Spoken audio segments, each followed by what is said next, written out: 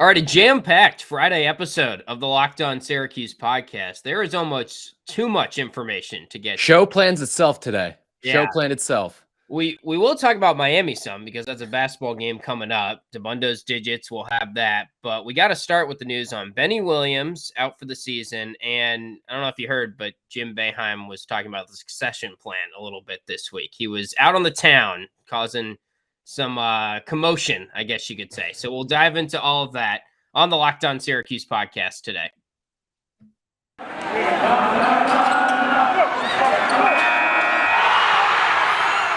You are Locked On Syracuse, your daily podcast on the Syracuse Orange, part of the Locked On Podcast Network, your team every day.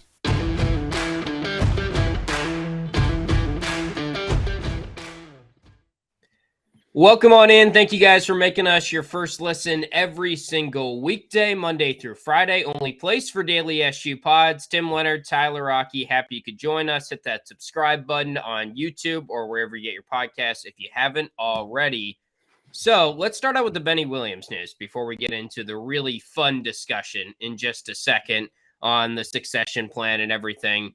Benny is out for the season. Seems like it's a minor injury, but it's going to put him out about 4 weeks, according to Boeheim. I think the big takeaway for me on this is Coach Boeheim did his radio show yesterday and said that he was asked, will the NIT be something they're interested in this year if it comes to that? And he said with the news of Benny and Symir and Jesse, it might not be worth it this year because a lot of the reasons why you do an NIT is to get Benny some extra time, is to get Symir some extra time. Now it's kind of like you just be getting Barama some extra time or Colt Swider, who are guys that aren't coming back next year. So I don't know if it officially rules it out, but it certainly felt like Boeheim was hinting at that a little bit. I would say the only other reason that maybe you do it is if you host an early game too. I'd have to refresh myself on the NIT rules, but if you host a game, he may want to do it so Buddy Jimmy can have one more game at home too. But then it'll be kind of awkward because tomorrow's the senior day and then you have another day. Like I will say this, it's different because it's Buddy and Jimmy. Yeah. I think if this were any other senior, it doesn't really matter, but Buddy and Jimmy means a little bit more for. But I'm with you. Like, for the most part, if Syracuse declined an NIT invitation, I'm not losing sleep over it. I'm more losing sleep over the fact that they're not in the actual NCAA tournament. Right. So I think that's where it's heading. On Benny's season, it's, I guess, sort of frustrating that he's got this injury and we missed some additional games for him to develop confidence, but at least we had the Duke game, right? And at least that was a recent game in his memory bank going into next year. I look at it as, did I see enough splash moments this year? No. Out of Benny, I expected a lot more, obviously. And even as I adjusted my expectations as the season progressed and he had some down games, I still think I didn't see enough splash moments, games as a whole, too. But there are certainly some positives you can take away. The Duke game, I think, is a real positive heading into next year. And you can kind of handicap the UNC game with, he got injured in it. So there's only so much you can do with an injury, right? But I think that next season, you're going to see a totally different Benny Williams, especially if this is a minor injury. My biggest thing was when I saw that he's going to miss the remainder of the season, I just said, I hope this doesn't bleed into the summer, where he's missing some time in the summer, where he can really improve his game, because that's where these transformations are made. And we saw so many players this past season take a sophomore leap. You look in the Big Ten, Jaden Ivey, Keegan Murray, Johnny Davis, sophomore leaps there. Can Benny be that guy that takes the sophomore leap and do it at a high level? Not saying he has to be in the Player of the Year conversation next year, but can he be in the All-ACC conversation next year? Certainly would change the trajectory of a lot of preseason predictions. Yeah, and I'm excited for his future for sure. I think you hit everything on the head there. And I think the other thing we need to note with Benny too, he's coming back. I feel very strongly about this. He will come back. He just said it after the Duke game, so he's reiterated it as much as you possibly could throughout a season. Seems like Coach Boeheim thinks that way too. I wouldn't be too worried about it, and I usually have my guard up these days with that type of conversation. But let's go into the big comments from the week. Jim Boeheim calls into Brent Axe's show unplanned during the monologue. This is the beauty of Boeheim. This is the beauty of it. Only coach in America that would do this. Exactly.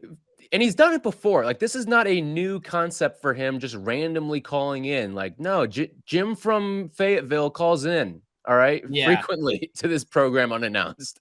And the And funny thing is, he has a planned interview on the same station the next day at 1:30 with Paulie and Steve, and he has his coach's show, but he just had to call in and get it off his chest the day he loves before, I Axe, I guess, think. and start the conversation. Part of it is he really respects Brent Axe, I think, too. And that's Yeah, not to and say I he think he doesn't was a respect the little other guys. upset But with Brent Axe's article, which started it. So, but he did say stuff that he respects Brent for the most part, and it does seem like I enjoy their back and forth because you can tell Brent Axe is just trying to find the right time to jump in.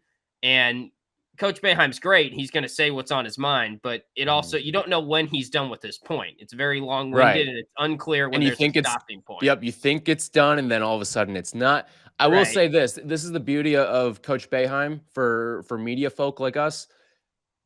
It's that these are closed door conversations that he has in a public forum. Yeah. A lot of coaches in America have this same interaction that Boeheim had with Brent Axe, but they happen on a private phone call. They happen when you get pulled aside in a media room before or after a press conference. That's when these sort of conversations happen.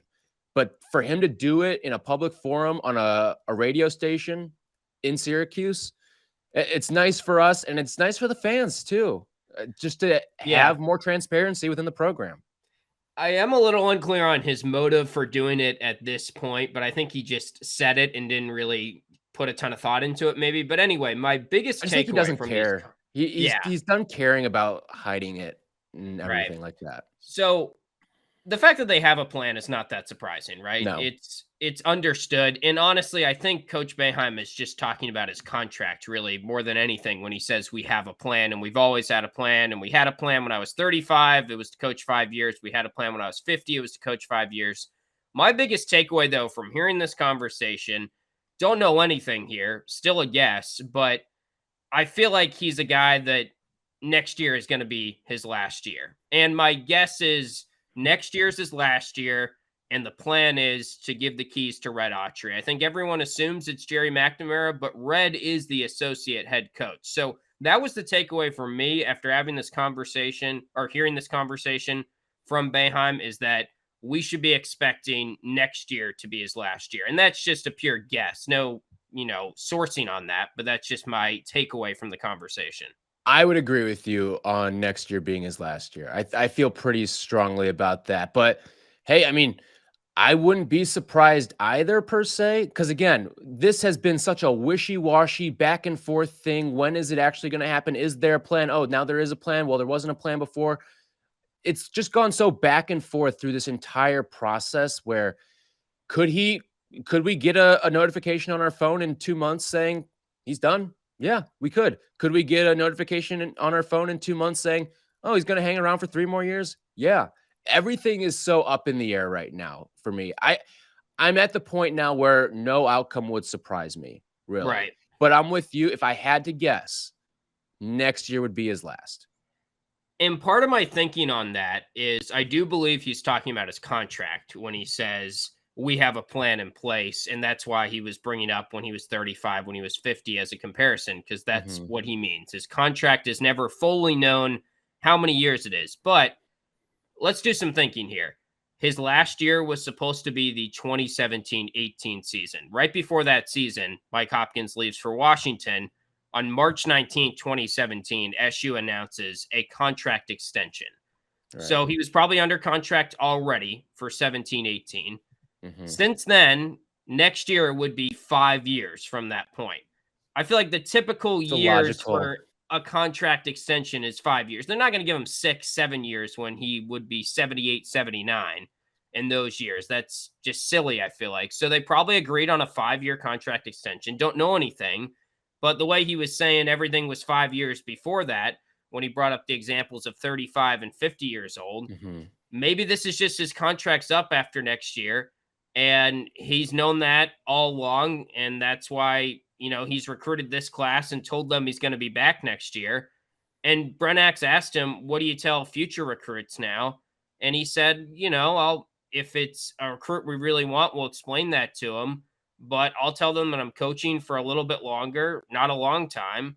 And I think just his whole stance on everything, how he basically said, I don't really want to go further than I will be back next year. That was one of his quotes. He said, I'll definitely be back next year, but I don't want to go further than that. I just feel like it's next year, and that's when his contract's up. It makes sense. And doing the math on it like you did makes a whole heck of a lot of sense, too. I will say he seems like a guy who is, I'm going to finish the job, right?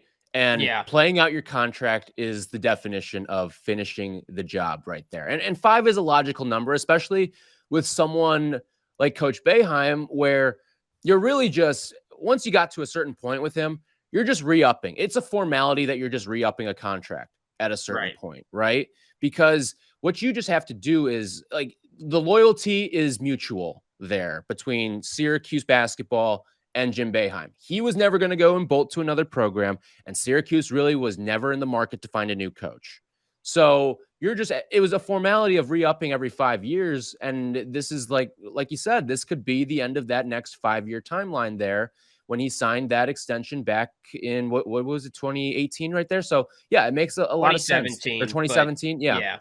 So this would be the end of the 5 years. I think that makes a lot of sense. Yeah. All right. Another thing I want to get into after we take a little break here is his comments about Coach K and how he's one of 100 coaches, and that doesn't necessarily mean Syracuse is going to go about it that way, announcing before the season. We'll discuss that in just a second, but March Madness is only about a week away now. That means you need to start thinking now about where you're going to be running your brackets this year. Are you going for the usual, or are you looking for the best? We've done our homework here, and we're running our brackets with runyourpool.com. Along with standard brackets, Run Your Pool offers game types like Survivor or Pick X. They have options to edit scoring, and they offer more intel to make your picks, all stuff you won't find at ESPN or CBS. If you've got a business, runyourpool.com can help you take some of that madness magic and play alongside your employees or even gain customers. Plus, they offer full white glove customer support, custom branding, and one of the easiest 3-minute setups you'll ever find. Clearly, we believe in Run Your Pool because, like I said, we're running our brackets there ourselves. There's no truer test than that. If you want to play against us for a shot at a cash prize, join us at runyourpool.com/lockedon. And while you're there, create your own pool for your friends and family. Enter Pure Madness, all one word, at checkout for $10 off your custom pool. All the rules and details will be available there. That's runyourpool.com/lockedon for your chance to win a cash prize. We look forward to seeing and beating you there.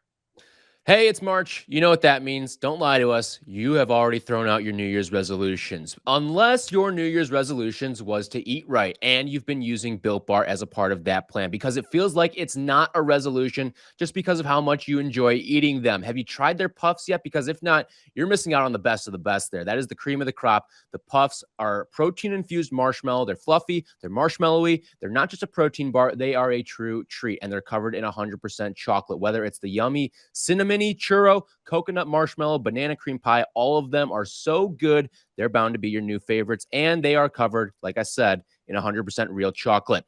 So go to built.com and scroll down to the macros chart, and you'll be blown away. High protein, low calorie, high fiber, low carb, and compare that to a candy bar, which usually has around 240 calories, 30 grams of sugar, and dozens of net carbs. This has just 130 calories, 4 grams of sugar, 4 net carbs, and 17 grams of protein. And don't forget about their traditional flavors as well.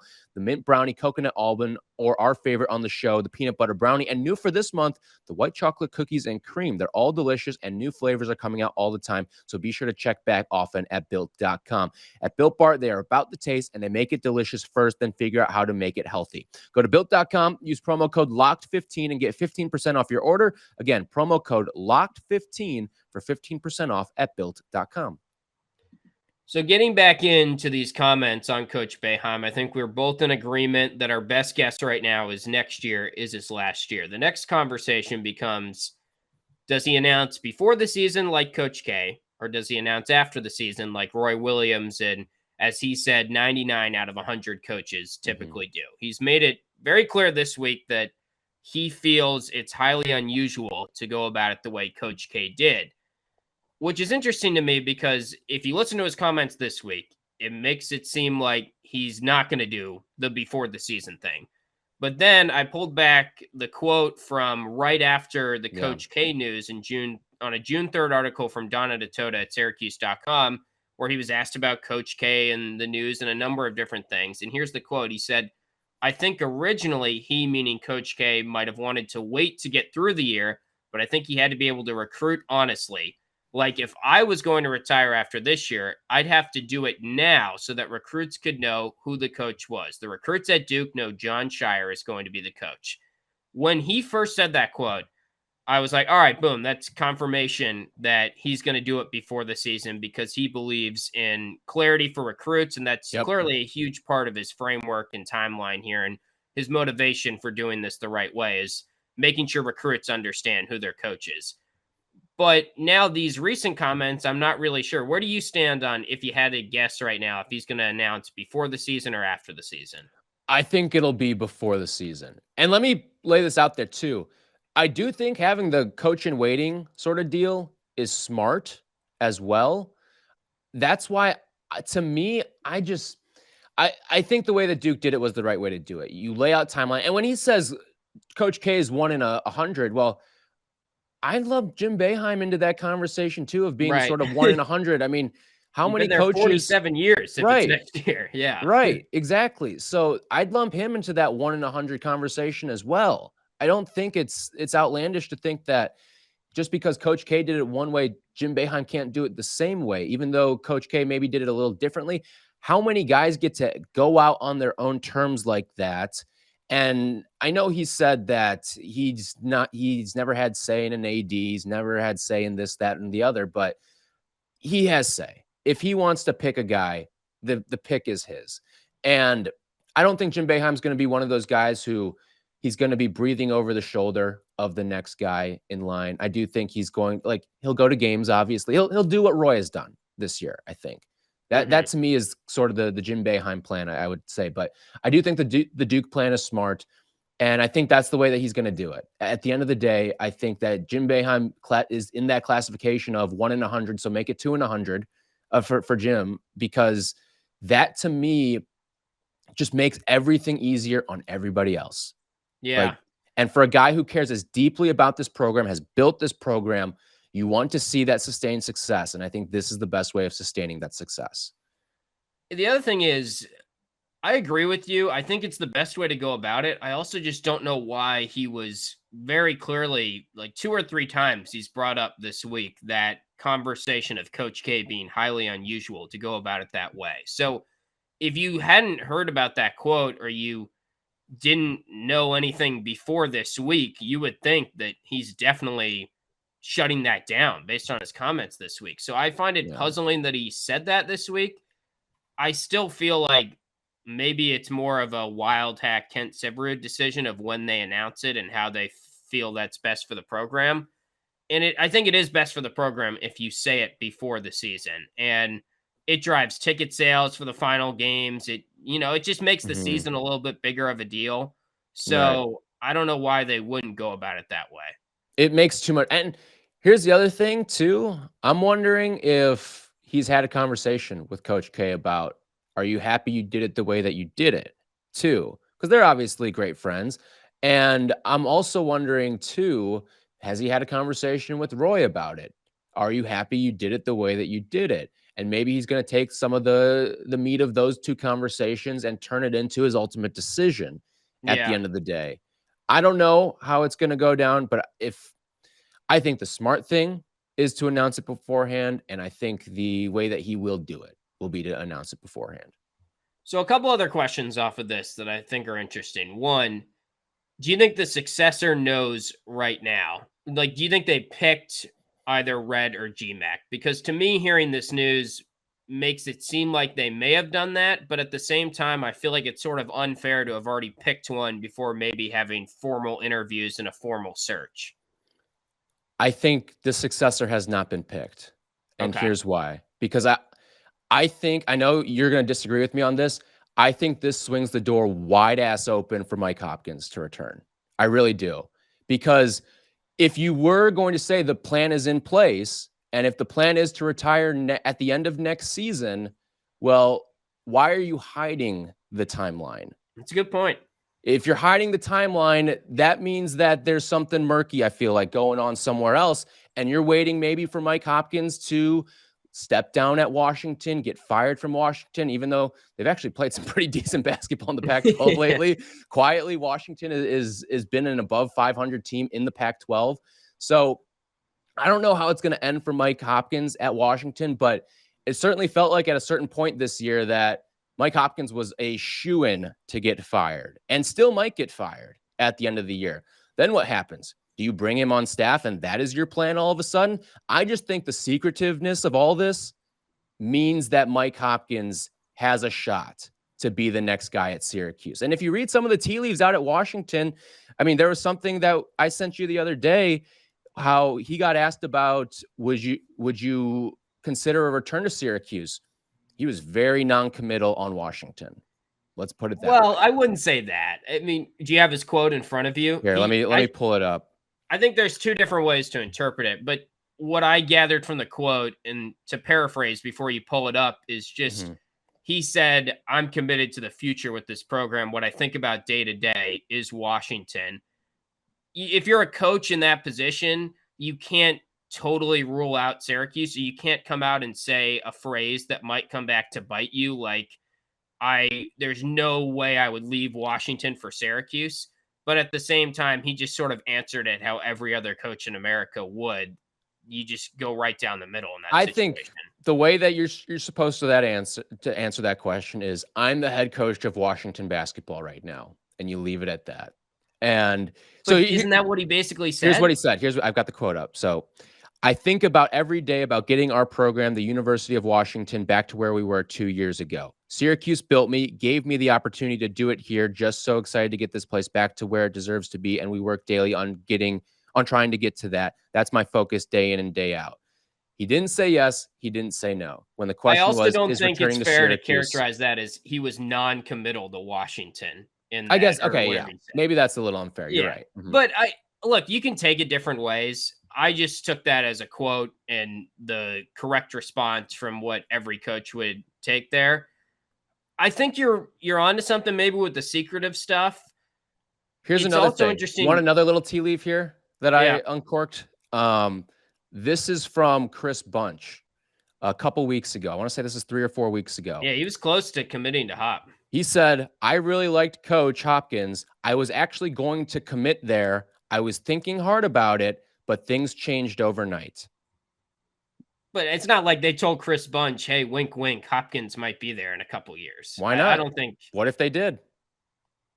Because that's the other thing with Boeheim saying we don't want our opponents in the conference to know about who the next guy is going to be and know when it's happening. Well, you're going to have to tell recruits if that's all you care about is being honest to recruits. And if you tell a kid and his family, hey, GMAC's our next coach. Hey, wink, wink, Red's taking over in a year. It's going to get out. Like, you're kind of defeating the purpose of just doing it the formal. I just don't think you can risk telling kids here or there because Chris Bunch would gossip to his friends. And I'm not saying he shouldn't. Like, that's just what happened. What kids do. Like. Yeah. No, I mean, this is just one way I'm interpreting it. If he really liked Coach Hop and he says, I was going to commit there and then things changed overnight, that conversation is something that formulates into the calculus of things changed overnight, to me, at least. Yeah. It's interesting. I don't know. I still feel like Hopkins is definitely third in the pecking order of GMAC, Red, Hopkins, and most likely. And I would put Red number 1. Would you agree? Is it Red, GMAC, Hop for you, or what's your order? In terms of what I want or what I think just like happen? What you think will happen. I think this whole secretive timeline stuff at least bumps Hop to 2. Screw it. I'll say he's number 1. I'll say I'm going to go Hop, Red, GMAC. Like, I just the secretiveness but how can they announce then he has to be gone from Washington at the end of this year. If you think it's his last year next year and he's announcing before the season, he's also left open the door for maybe not announcing it at all. And if Hop goes out and has a terrible season at Washington next year, gets fired, is the secretiveness of this plan contingent on Mike Hopkins' job status? The other thing is when him and Brent Axe were talking about the new plan, which he says is not that new, actually. Brent Axe was like, not so that new. Hasn't there been a plan in place well, before this is for what Mike I'm getting Hopkins to. to be Hang the on. head coach? In the interview, I thought it was interesting that Axe was like, so there was the old plan, and Boeheim just sort of laughed and was like, I mean, that's ancient history. Like saying Hopkins is ancient history, you could take it as, and we have to move on to a new plan, which is GMAC or Red. And Wild Hack before the season said, I think we've got some great in-house candidates and guys that I know could be head coaches at great programs. But to me, the fan base is already assuming that means GMAC. It's probably more likely it's Red than GMAC. I would agree and then with I you. would put Hopkins a distant third. But I love your angle. I love your tea leaf searching. What about, did those Rick Pitino tweets drum up anything for you yesterday? No. The Maryland stuff? Yeah. I only got would bounced be awesome, too. but it's not happening. I don't think. They got bounced yesterday. Yeah. Well, we've got so much more to talk about from what Boeheim said. We'll do that next week, I'm sure, because he brought up how Cole Swider might be coming back. He talked more about the man-to-man defense. He's just been on a bender lately of content comments. Is this the last year for Jim Boeheim? Right. He's just disclosing where all the bodies. Why are they playing man? Because I'm not the head coach. Well, next don't year. ask him that after they lose by 30 to Duke. I don't know who the reporter was that asked that, but props to them, honestly, for having the courage to ask that question. That it's is just, some what did they Ron think they were Harper gonna big get? balls Like, dancing right there. Like he was just going to announce it after a game. Like, you know what? I'm glad you brought it up. I've been meaning to get this off my chest. I'm done. Like, it just was never going to. I don't know what the point of asking that question was, but. Anyway, we'll dive into Miami in a little bit, get you to Dabundo's digits because we do got to talk about that game. But we will discuss our picks for the game. We get that from betonline.net. The line isn't out just yet, so we'll get you the KenPom number in a little bit. But speaking of betonline.net, football might be over for this season, but basketball is in full steam for both pro and college hoops. From all the latest odds, totals, player performance props to where the next fired coach is going to land, BetOnline.net is the number one spot for all your sports betting needs. It remains the best spot for all of your sports scores, podcasts, and news this season. And it's not just basketball. BetOnline.net is your source for hockey, boxing, and UFC odds as well. Head to the website today or use your mobile device to learn more about their trends and action. BetOnline, where the game starts. So let's kick it to Anthony Dabbundo before we get into our picks here. He's got a great breakdown of Miami, the analytics behind it, gives his take on the game, and a little bit more. Here's our friend Anthony Dabbundo. The numbers you need to know. Anthony Dabbundo breaks down the biggest stats for this week's Syracuse matchup. Everybody! Dabundo's digits. If you ain't taking stats, kick the out the class. On the Locked On Syracuse Podcast. On the Stataholics, where you at? Let's go! The biggest key in this entire game is preventing Miami from getting out in transition. The Canes are first in the entire country in transition shot quality offense. They are lethal in the open floor. They have a lot of ball handlers, a lot of guys who can run and attack the rim. Neither offense turns the ball over much, but both rank in the top 3 in the conference at protecting the ball offensively. So it's whether or not they can really turn over Syracuse that's going to make a big impact here. If you take care of the ball and you make Miami run its offense in the half court, they're still good, but they're not nearly as elite. They're just 76th in half court shot quality. That's a major reason that they try to run as much as possible offensively. Miami is first in the entire ACC at defensive turnover forced rate, which makes Joe Girard Syracuse's most important player in this game, in my opinion.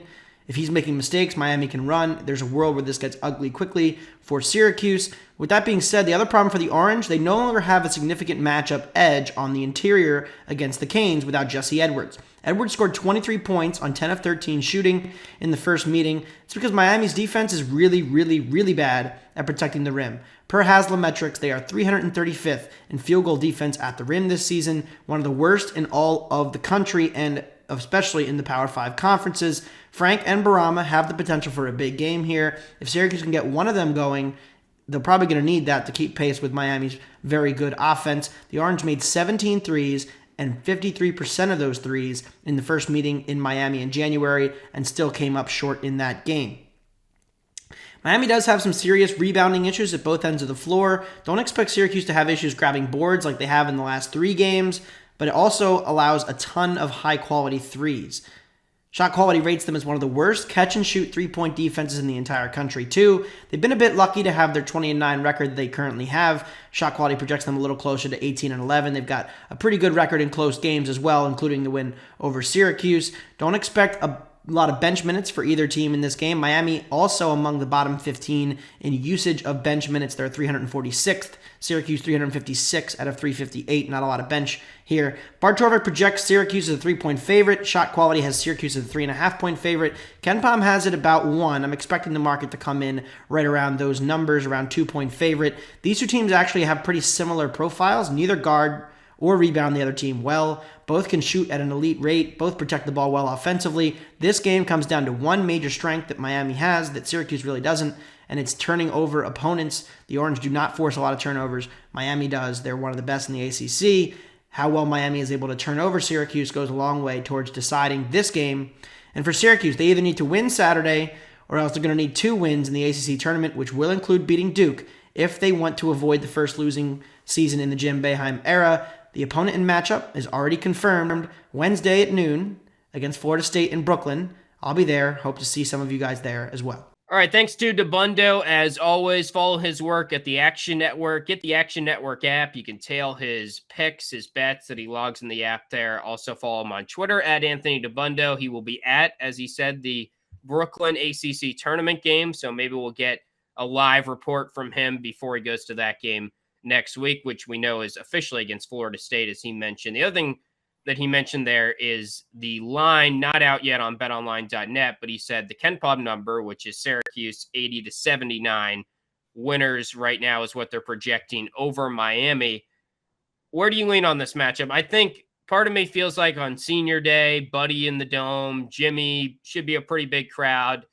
This is a game that, coming off a good performance against UNC, they should win.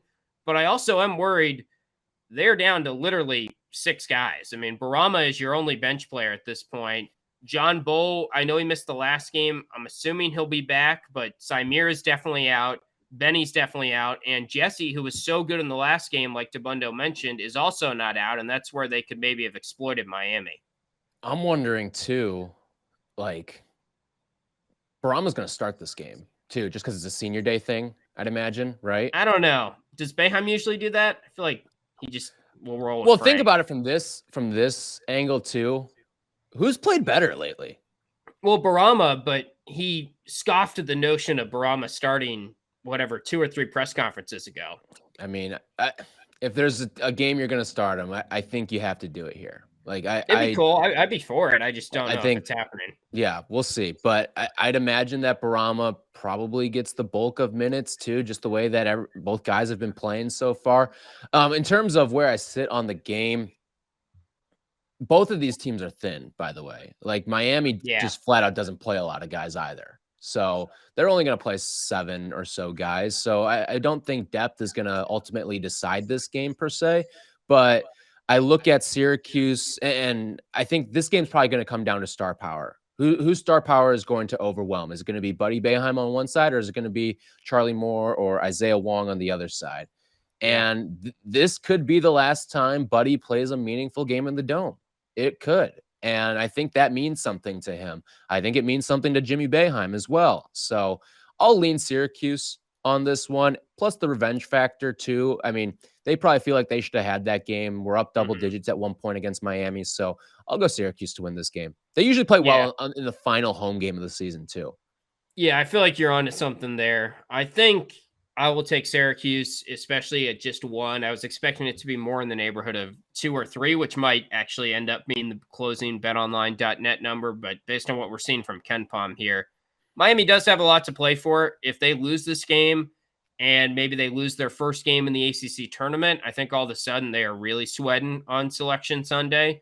But as of right now, they're in. And if they go on the road and pick up what will be a quad 2 win for them, that kind of solidifies them being in probably for good. It's a very solid, very veteran-laden Miami team that I think has legit aspirations and maybe doing something in the ACC tournament. Like, I'm not low on Miami, but they're kind of just Syracuse just a little bit better. They just have shot it more consistently, and they don't really have an interior option. Syracuse did have that with Jesse Edwards. So the fact that we don't have Jesse, I think, is sort of the deal breaker. Last time Jesse scored 23 points against them. Right. And I'm not saying Brahma's capable of scoring 23. I don't. But maybe I think Frank he could bounces back too. I mean, right. if It could be one of those. Right. Yeah. It certainly could be one of those sort of games. So listen, I think too, you brought up the notion of, I think it's similar in a sense to what UNC was facing last game. Yeah. But Syracuse still played if Syracuse plays as well as they did against UNC against Miami, Syracuse is going to win the basketball game. Yeah, I agree. I feel pretty good about that, especially on your home floor too. The one difference I see between Miami and Syracuse, I agree, they're pretty similar teams at the moment, but Miami has a much better point guard situation right now. And with Charlie Moore versus the Joe Girard experience, it is certainly something that could alter the game too. Like if Charlie Moore is hitting 30-footers, you're probably SOL. But if he's not, then yeah, you're certainly going to be in the ball game. I'll take the over too. 159 set on KenPom. That's a really high number, but I think both of these defenses aren't very good. I'll take the under. Okay. High number, second time around. Although you are missing some really key defensive pieces for Syracuse. But I don't know how key they are. I mean, they just don't play a whole lot. That's the thing with Symir and Benny. It doesn't really change the second half lineup at all. Right. Using them. It just is a little breather here or there in the first half for the most part. Yeah, I'll go under. Game. Yeah, I'll go under and it's not and I think the offenses can play well in this game and still go under. So yeah, I'll ride it like that. All right, we'll get out of here. Lots to get to next week. We'll recap this game, of course. We'll get you guys ready for the ACC tournament, which is first game on Wednesday next week, and a lot more to get to on this Jim Boeheim content spree. I'm sure he'll probably have more comments to say based on how things have been going. So thanks for listening. Subscribe wherever you get your podcast or on YouTube if you haven't already.